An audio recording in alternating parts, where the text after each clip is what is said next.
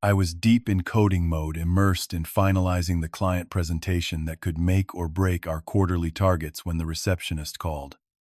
There was a woman with a child, insisting on seeing me immediately. Before I could process what was happening, Jessica appeared at my cubicle, gripping the hand of a small boy, wearing an outfit that eerily mirrored my own. Just 2 days ago, I had politely declined her bizarre request at the coffee shop. Now, as my colleagues turned to stare, I felt my stomach drop. Before I start telling you about this crazy situation, let me know where you are watching from. And hit that like button if you have ever been dragged into an uncomfortable public confrontation. Meeting Jessica had felt like stumbling upon buried treasure at the time. We connected at a local tech fair 8 years ago, when she approached my booth with genuine questions about software development. Her intelligence and warm smile captivated me immediately. I still remember our first date at Antonio's Italian restaurant, how she wore that burgundy dress and laughed when I accidentally knocked over my water glass. She listened intently as I rambled about coding projects, something no date had ever done before. Our first 3 years of marriage were blissful. We traveled to coastal Maine for our anniversary, rented a cottage overlooking the ocean, and spent evenings walking barefoot along the shore. Jessica would collect seashells, while I took photographs of the sunset. We planned our future together with such certainty that I never questioned our foundation. Everything changed when Jessica joined a new social circle through her marketing job. These friends seemed to bring out a controlling side of her I had never seen. She began critiquing my clothes, monitoring my friendships, and questioning my dedication to our marriage whenever I worked late. Conversations became battles where my words were twisted into weapons against me. The divorce blindsided me when I discovered her affair with her colleague Ryan. She had been seeing him for months, while gaslighting me about my supposed paranoia. The betrayal hollowed me out. I lost 20 pounds in the aftermath, barely sleeping, as I replayed every moment, searching for signs I had missed. Rebuilding took nearly 2 years. I changed departments, focused on my career at Altitude Software, and slowly reconstructed my sense of self. I started hiking on weekends, joined a programming meetup, and eventually felt comfortable in my own skin again. After 4 years of no contact, I had finally reached a place of stability and peace. The message from Jessica came on a Tuesday afternoon. She wanted to meet for coffee, claiming she needed to discuss something important. Against my better judgment and my best friend Tyler's explicit advice, I agreed to see her at Woodland Coffee near the park. Jessica arrived 15 minutes late, her auburn hair now cut into a sleek bob designer sunglasses perched on her head. She looked polished, but tired around the eyes. After awkward pleasantries about the weather and how good the coffee shop's pastries were, she launched into her reason for reaching out. I have a son now. His name is Logan. He is 7, she said, showing me a photo of a boy with her eyes and a stranger's smile. Congratulations, I replied, unsure what else to say. She explained that Logan's father, a man she met shortly after our divorce, had abandoned them when she became pregnant. He paid minimal child support but wanted nothing to do with parenting. Logan was struggling in school, becoming withdrawn and defiant. According to Jessica, he desperately needed a strong male presence in his life. That is where you come in, she said, stirring her untouched latte. Logan needs a father figure. Someone responsible, established, kind. Someone like you, Braden. The request knocked the wind from my lungs. Jessica continued, as if suggesting something perfectly reasonable, explaining how I could start by joining them for weekend activities, then perhaps taking Logan fishing or teaching him about computers. I cannot do that, Jessica, I finally interrupted. I am sorry about your situation, but I have built a new life. Getting involved like this would cross boundaries that need to remain intact. She nodded slowly, a flash of something unreadable crossing her face. I understand. It was worth asking. The conversation shifted to neutral topics, and when we parted, she hugged me briefly, thanking me for meeting. I walked away feeling relieved that the encounter had gone smoothly, completely missing the warning signs that should have been obvious. 2 days later, Jessica materialized in my workplace.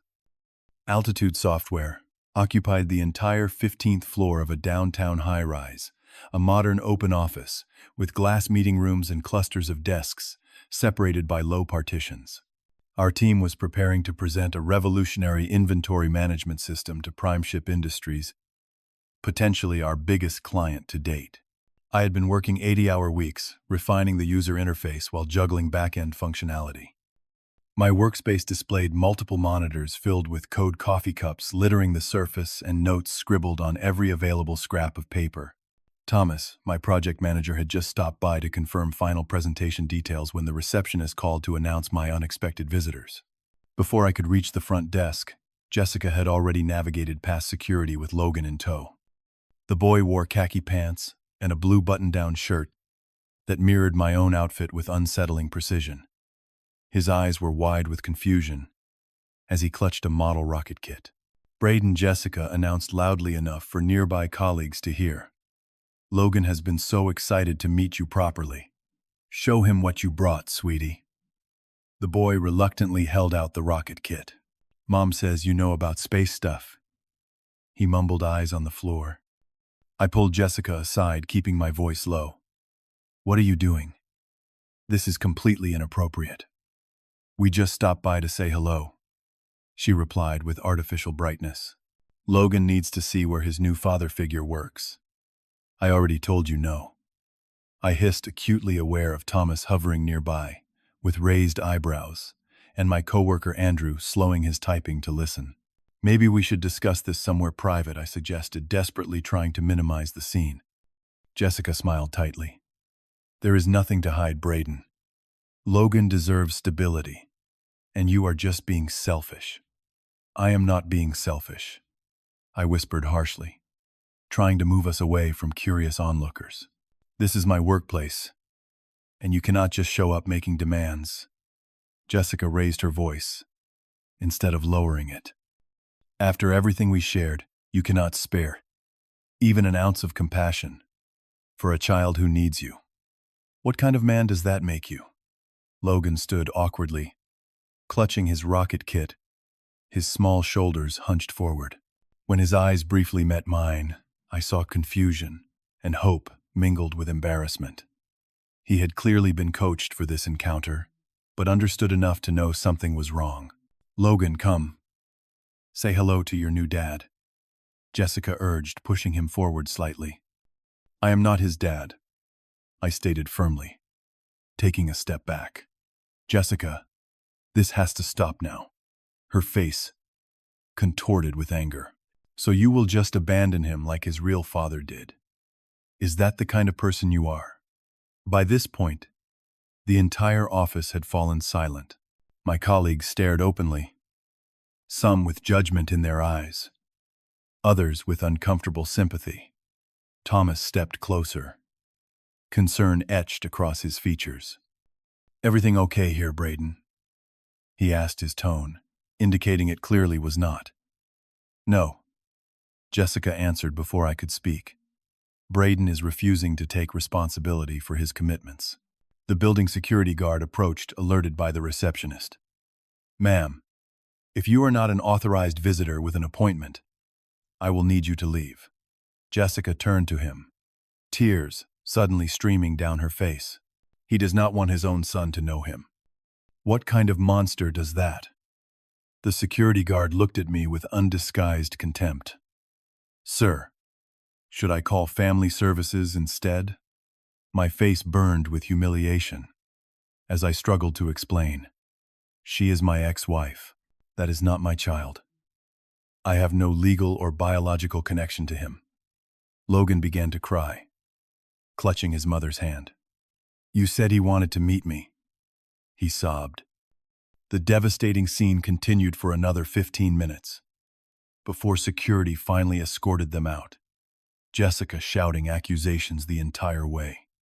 I stood in the aftermath, utterly mortified, as whispers erupted around me. Thomas led me to a conference room, closing the door behind us. "I need to understand what just happened," he said, his tone professional, but cold. "We have the prime ship presentation in 3 hours."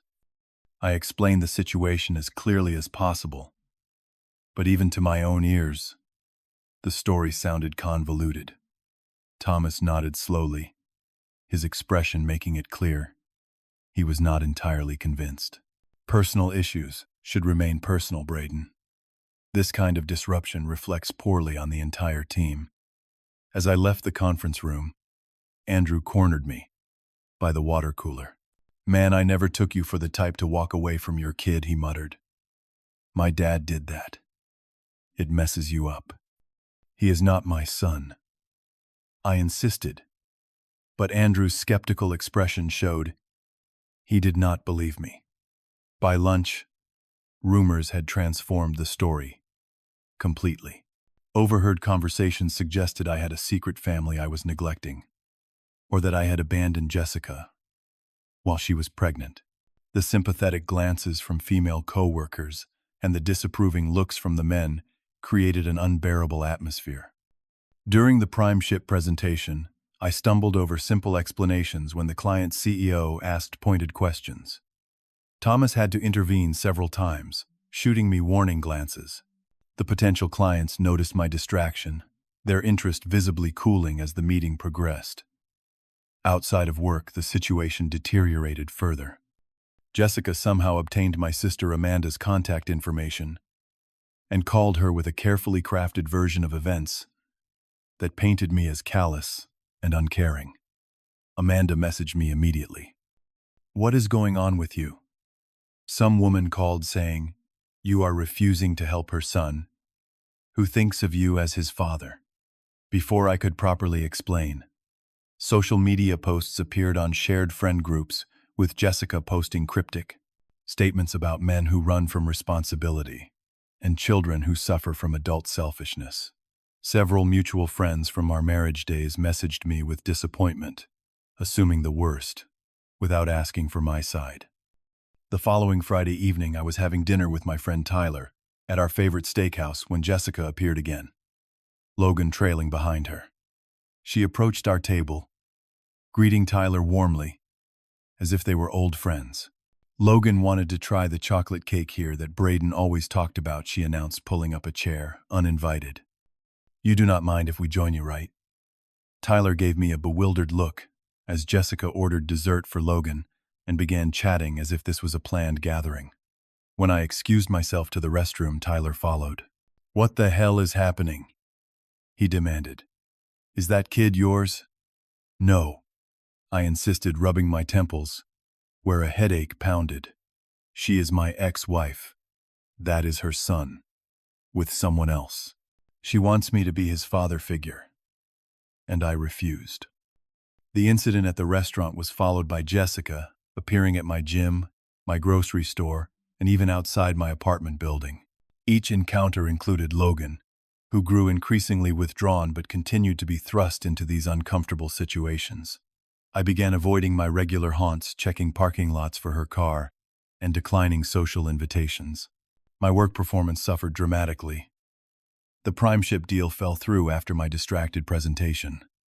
Thomas placed me on a performance improvement plan, citing inconsistent work quality and focus issues.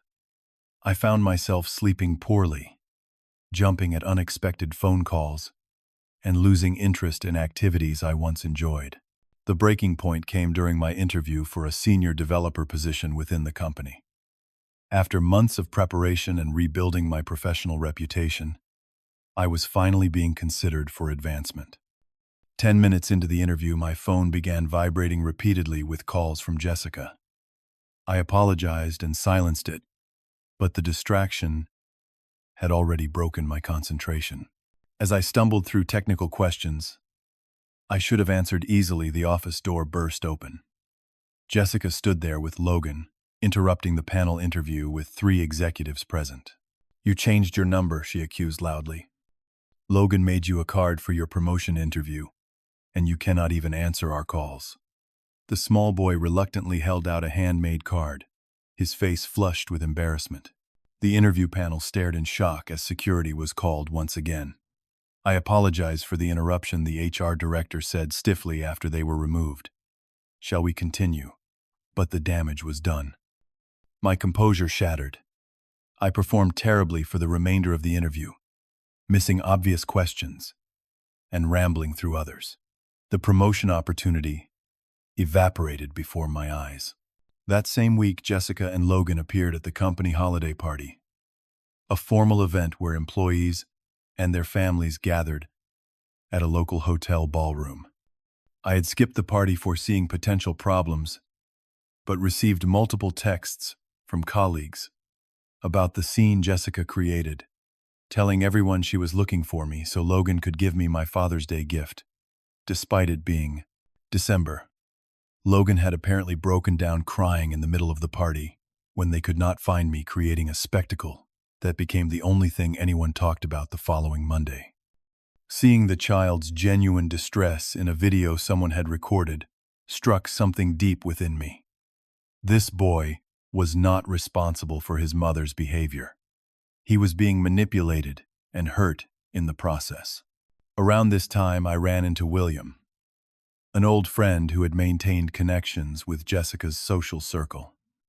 Over beers at a quiet bar, far from my usual haunts, he revealed critical information. "Did you know Jessica was engaged to some finance guy named Paul until about 3 months ago?" William asked. "He broke it off when she started pushing him to adopt Logan legally." This new information made me dig deeper.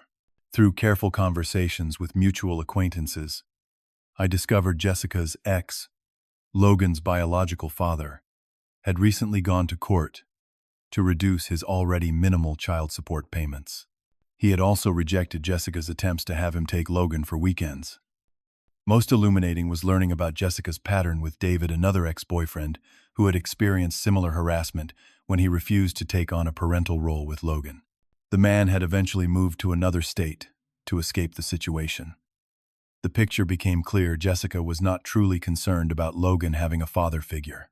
She was looking for someone to take financial and practical responsibility for her son while manipulating the child's emotions to apply pressure. Logan was merely a pawn in her strategy, and he was suffering deeply because of it. After witnessing Logan's breakdown at the holiday party, I could no longer simply hide and hope the situation would resolve itself. The child's welfare was at stake, and my own life had become unmanageable. I needed to take decisive action. I scheduled a consultation with Rachel Spencer, a family lawyer recommended by a colleague who had gone through a difficult custody battle. Rachel listened carefully to my account of the situation, taking detailed notes.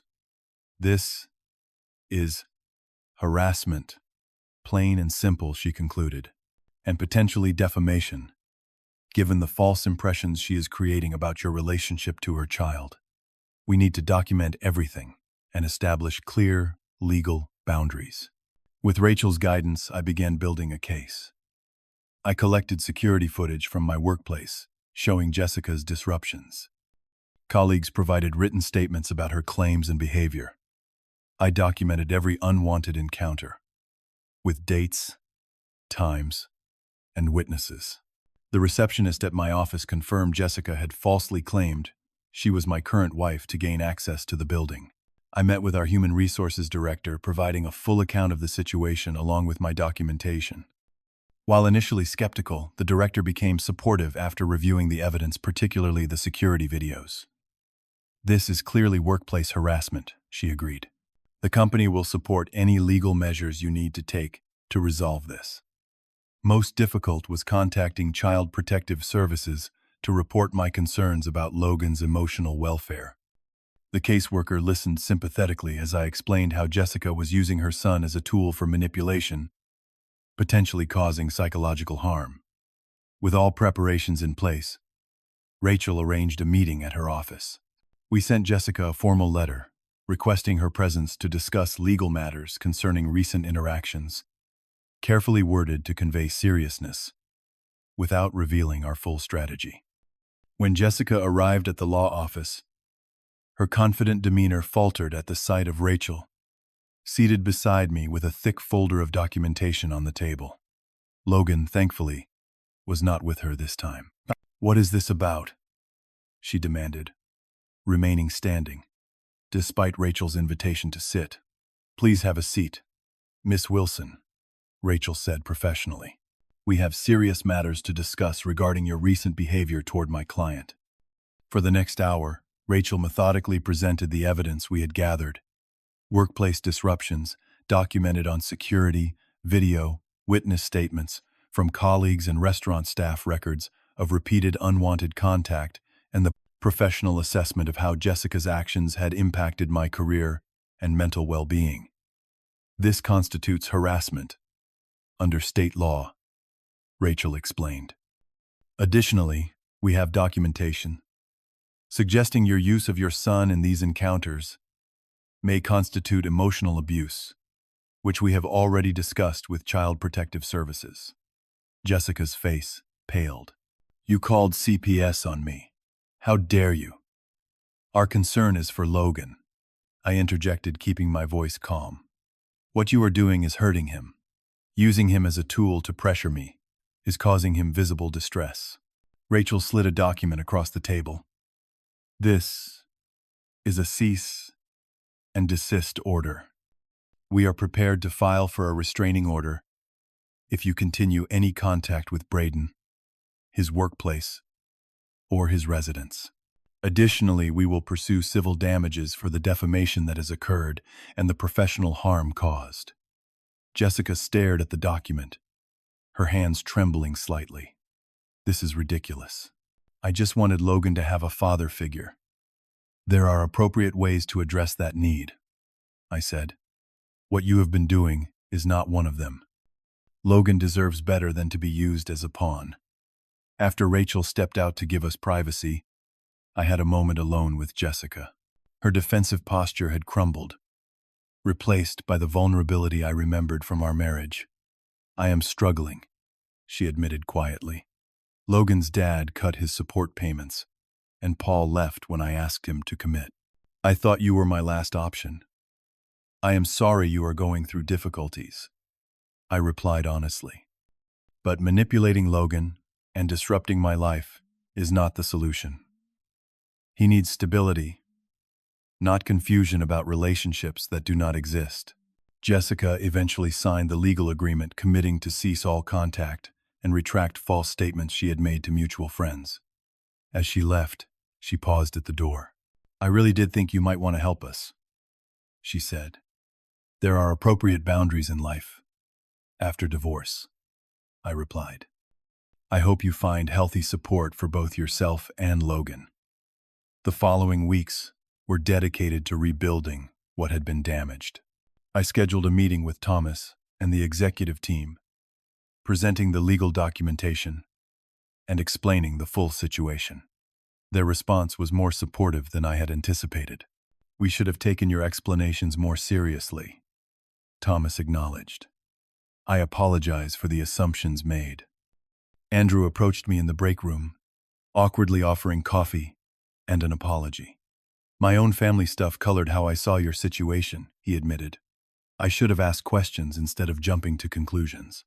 Though the promotion I had interviewed for was already filled, the company created a lateral position with increased responsibility and compensation as recognition for the unfair treatment I had experienced. The Primeship account, which had gone to another vendor, became an opportunity for redemption when their initial implementation failed, and they returned to consider our solution. Personally, I struggled with lingering guilt about Logan. While I had no obligation to become his father figure, knowing a child was caught in adult conflicts weighed heavily on me. Through counseling, I began to understand that maintaining boundaries was not selfish but necessary for everyone's well-being. 6 months later, I volunteered with a local mentorship program that connected children from single-parent households with adult role models in structured, appropriate settings. While not directly related to Logan's situation, it allowed me to channel my concern into positive action for children in similar circumstances. The most profound change came in how I approached relationships. I established clearer boundaries from the beginning, communicated expectations directly, and recognized warning signs of manipulation I had previously overlooked. When I eventually began dating again, these new patterns created healthier connections based on mutual respect rather than emotional entanglement. In professional settings, I became known for calm problem-solving even in high-pressure situations. The crisis with Jessica had forced me to develop resilience I never knew I possessed. During a particularly challenging project launch, with tight deadlines and technical complications, Thomas commented that my composure under pressure had become one of my strongest assets. Looking back on the ordeal a year later, I recognized how the experience had transformed me. The initial shame and helplessness had evolved into self-assurance and clarity about my own worth. I had learned that compassion does not require sacrificing personal boundaries, and that helping others sometimes means saying no to unhealthy demands. I had discovered that weathering a crisis successfully builds confidence that cannot be gained any other way. The peaceful life I now enjoyed was not just a return to normalcy, but an evolution into something stronger and more authentic than before. Most importantly, I understood that we cannot control the actions of others, only our responses to them. Jessica's attempts to manipulate me through guilt and public pressure had initially succeeded because I feared judgment and conflict. Learning to stand firm in my truth, despite external criticism, was perhaps the most valuable lesson of all. I had found that clear boundaries are not walls to separate people, but foundations upon which healthy relationships can be built. By defining what was acceptable in my life, I created space for genuine connections rather than manipulative entanglements. The journey from victim to advocate for my own well-being transformed not just how others saw me, but how I saw myself. Have you ever had to establish difficult boundaries with someone who refused to respect them? Leave a comment below, sharing your experience and how you handled it. If this story resonated with you, please hit the like button and subscribe to hear more personal journeys through life's challenges. Share this video with someone who might be struggling with boundary issues in their own relationships. Thank you for listening to my story. And remember that standing up for yourself is not selfish. It is essential for your well-being and ultimately better for everyone involved.